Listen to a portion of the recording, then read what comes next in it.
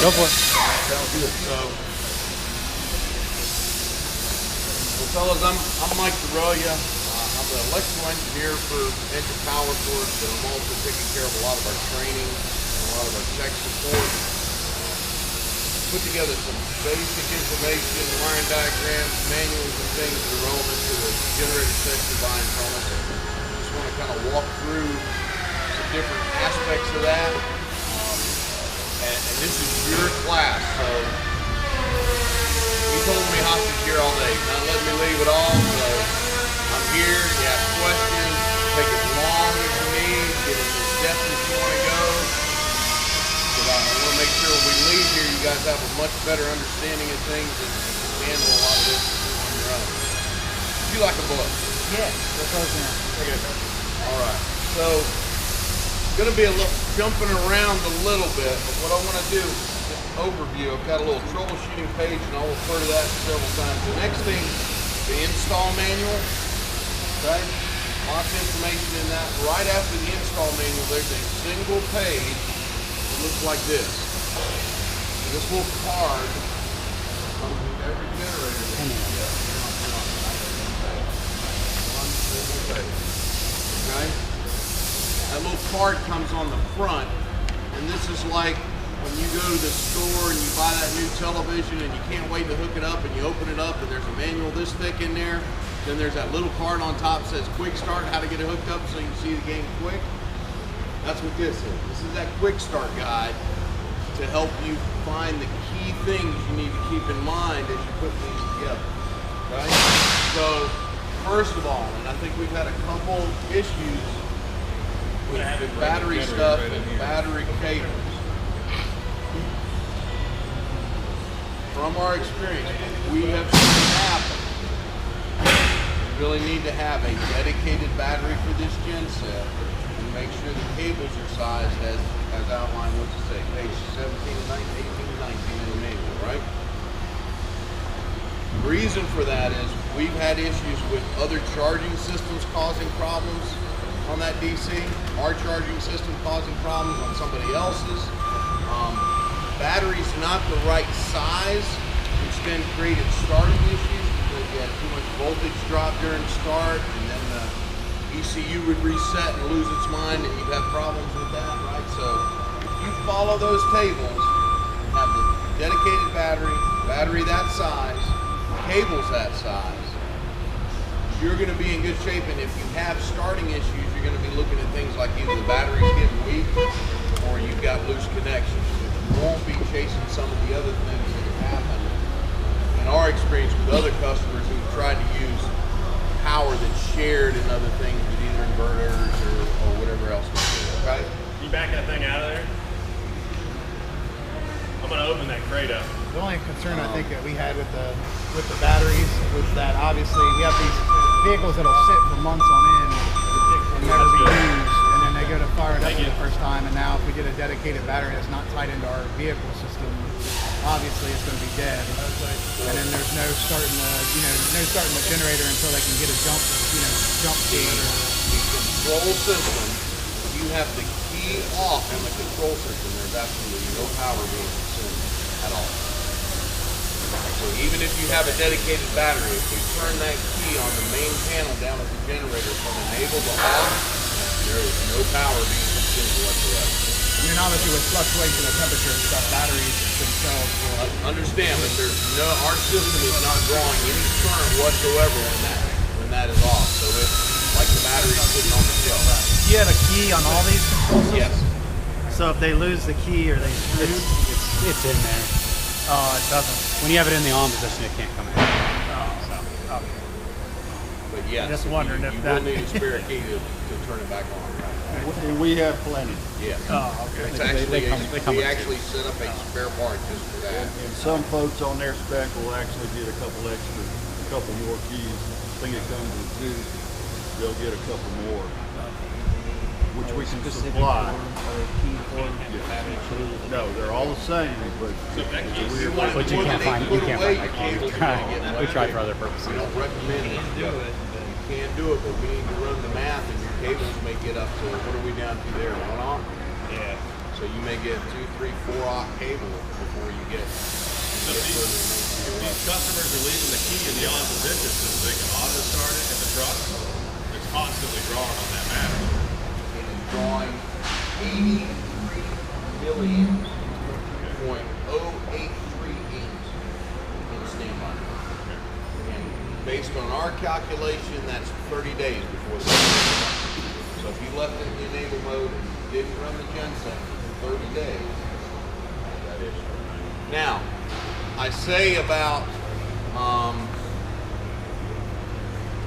not having the systems together. There's nothing to say that you can't design something that will keep that battery charged, but when the generator started running, you want that to be completely isolated from the genset. Now, I thought when we talked to, I can't remember if it was you that we talked to or somebody we talked to, they said absolutely not. The battery had to be on 100% on its own. No Battery has to be 100% on its own, okay?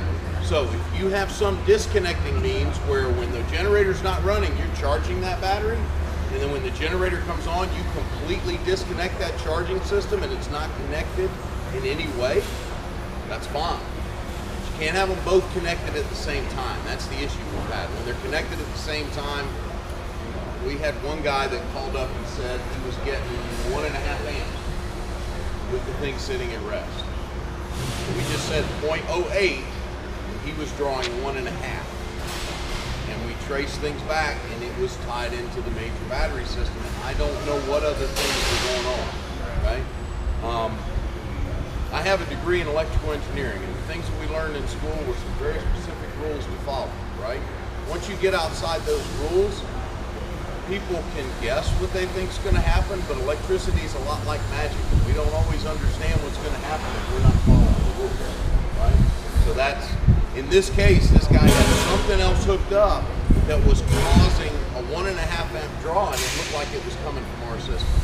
And as soon as he went back to dedicated battery, dedicated cables, all the issues went away. In fact, I have not had another phone call. So I know it's sometimes inconvenient with all the other systems you have in place, but it will prevent you from having headaches keeping the two separate. Yes? If you have two generators on the same unit, can you Yeah. tie those together as far as they You can can, but you have to have them isolated from each other if they're both running. So you need to be really careful. We say stick with a dedicated one for each one, because every time someone tries to take that shortcut, we wind up with an issue. It's much better to just keep a battery here, battery here. You can get into some very sophisticated controls that will maybe help you. You have one battery, one set of cables, two different generators, but by the time you put all the time and effort and everything into that, it was simply just to put a second battery, second set of dedicated cables. Right?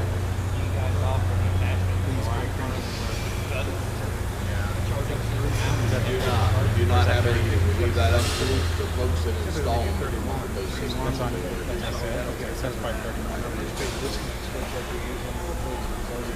I'm wondering if we can get by with something lower, smaller. If that's all. The other thing that we have some customers do is they will hook up a trickle charger. But it doesn't matter. Really has You got power. one or big one, it's still mounting the chassis. So you're plugged into shore power, trickle charger getting power, it will charge the battery while the it's sitting there, right? But the moment that you unplug the shore power, now that trickle charger is offline and we start to generate this. Sometimes, you know, we have the space sometimes, and we just Still just battery charger. Absolutely. Yeah. Yeah, they often. Yeah. What it'll basically be is a maintainer with a 120 volt plug-in that you will be responsible Plug for. right into the front of the generator and run with all that. Well, and that's the thing. You don't want that happening at the same time the generator. Because when the generator's running, the alternator on the generator is making. we could look at it.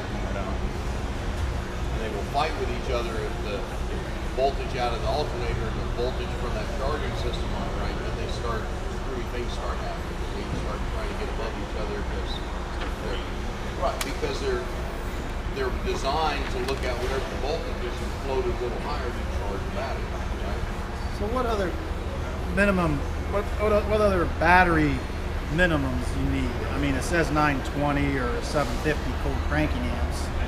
Is there a size, like a group size? Nope. Or obviously it's got to be 12 volts, right? That's right. 12 volt DC. AGM or any, Doesn't could be matter. any of that You stuff. can use liquid, you can use AGM, you can use gel, whatever you guys like to use. It's the cranking amps that's So that's all it's looking for. So we could, if you had a group 25 or a smaller size battery, as long as it beats that cold As cranking long amps. as you get, and be careful. The battery guys have gotten a little bit sneaky with their marketing.